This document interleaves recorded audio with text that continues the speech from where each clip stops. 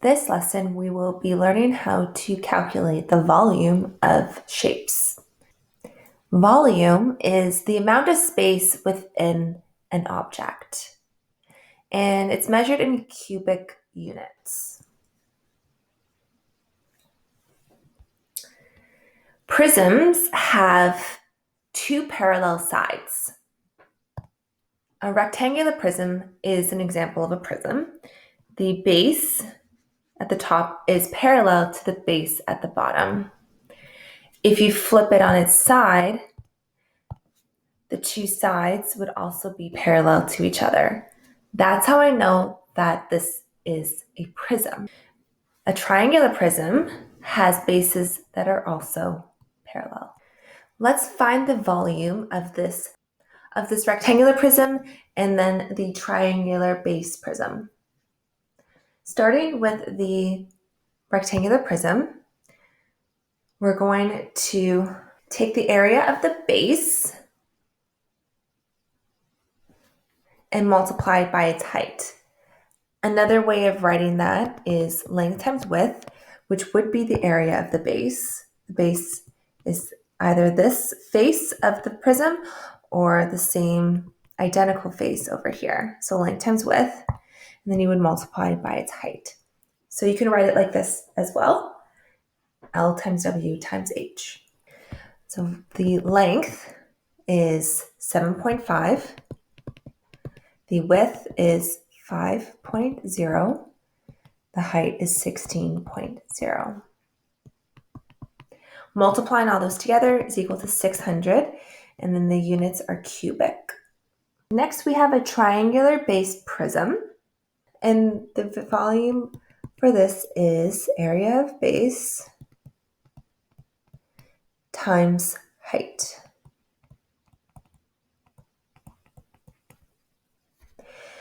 So the area of the base is a triangle. And referencing the formula sheet attached, we know that the area of a triangle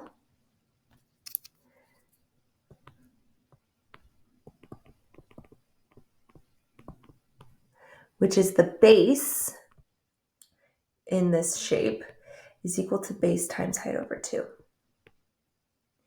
which is equal to, the base is 5.5, the height is 6, and then we'll divide that by 2, which is equal to 16.5 centimeters squared.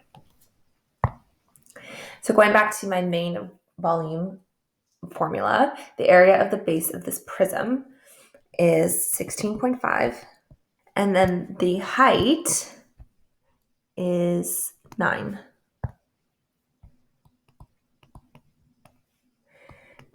And multiplying these two together,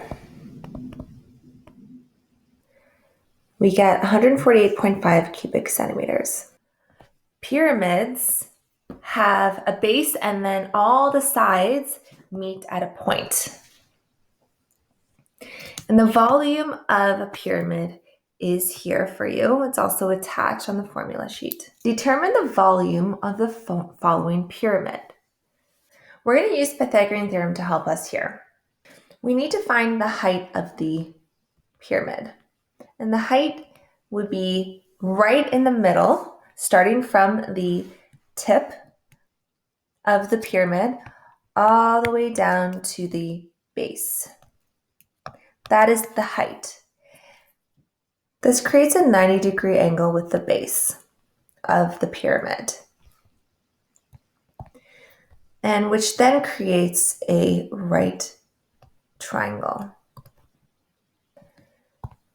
This is now our hypotenuse, and these two are the legs of the right triangle.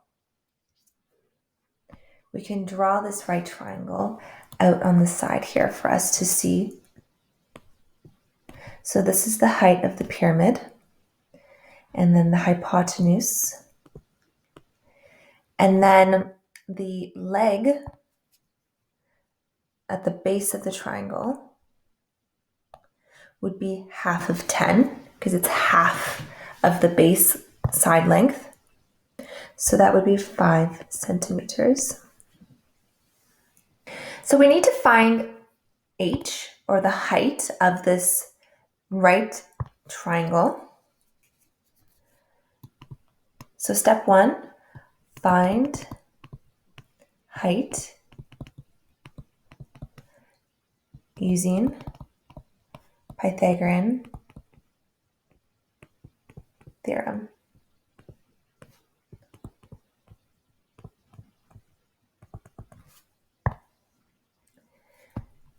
A squared plus b squared is equal to c squared.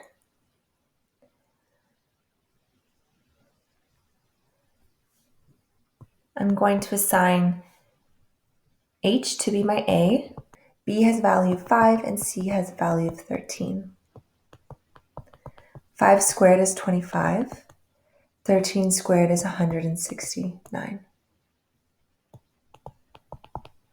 169 subtract 25 is equal to 144. And the square root of 144 is equal to 12 centimeters. So the height of this pyramid is 12 centimeters.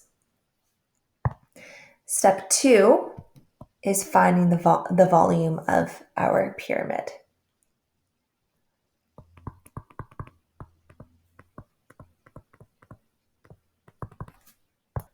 The volume is the area of the base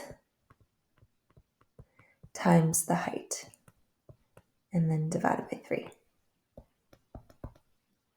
So our base is square, and I know that because of this little tick here. This tick tells me that this side and this side, there's a tick there as well, are equal. So they're both 10, which means that all sides of the base are 10, which makes it a square.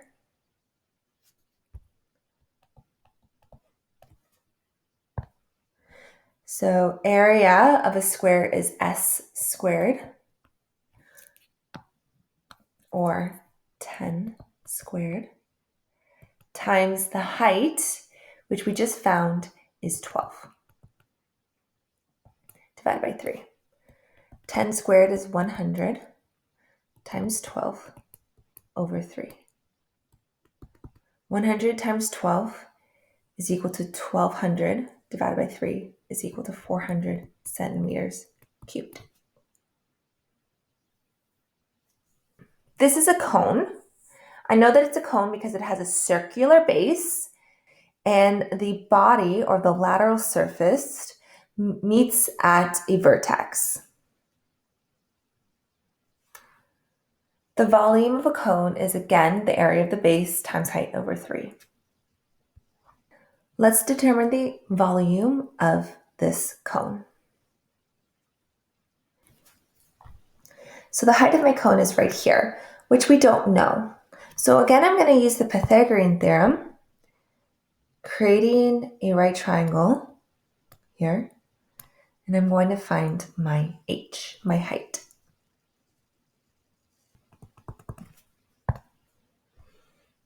A squared plus b squared is equal to c squared.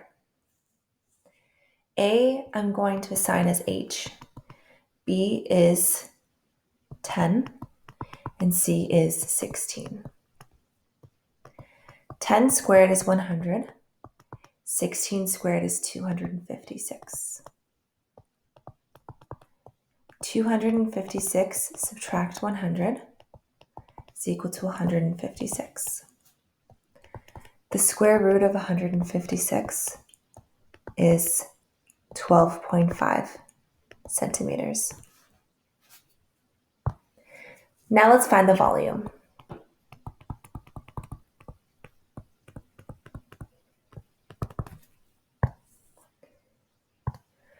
Volume is equal to area of base times height divided by 3. The area of my base is a circle. So the formula for area of a circle is pi r squared. Then we'll multiply that by height and divide by 3. The radius is already given to us.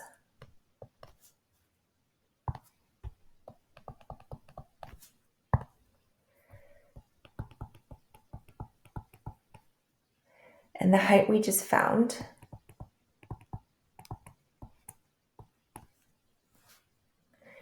Following bed mass, I'm going to simplify 10 squared.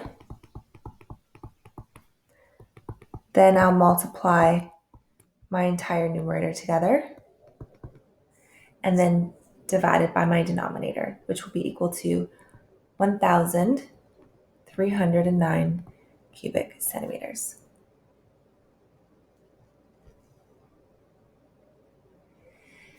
Finally, we have spheres.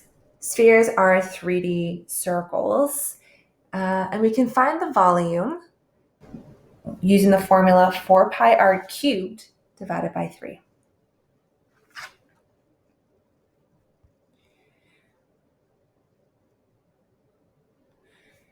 Here is a silo that is used for grain storage, and it has a hemispherical top, which means half a sphere.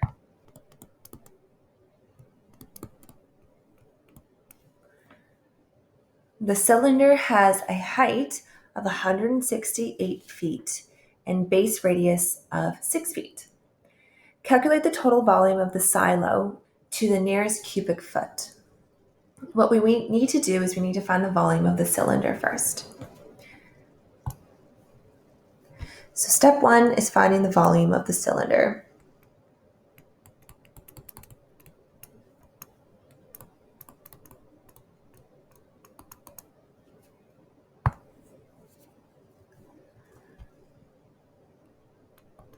The volume of the cylinder can be found on the formula sheet, which is pi r squared times height. The radius is given to us.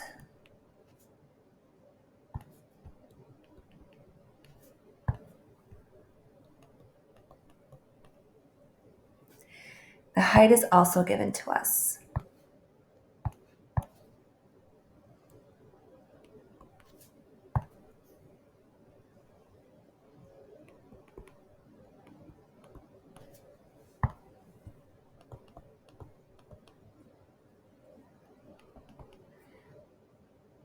Six squared is 36.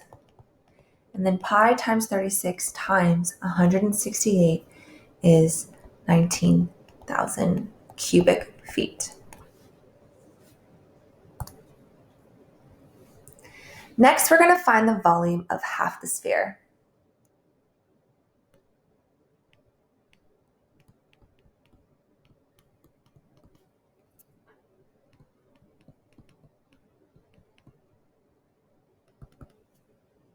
So we know that the volume of a sphere is this.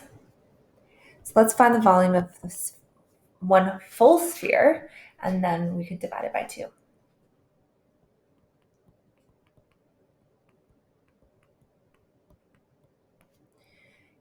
Cubing 6 first to 216, and then multiplying it by my entire numerator, and then dividing by 3 is equal to 905.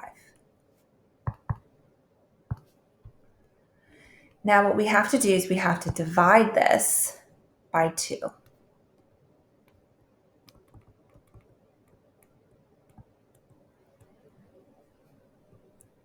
To find the value of half a sphere.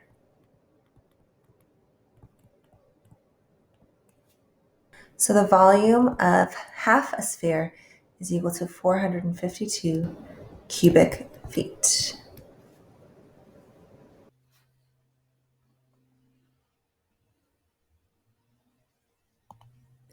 Step 3 is adding the volume of the cylinder and the volume of half a sphere together to find the total volume of the silo.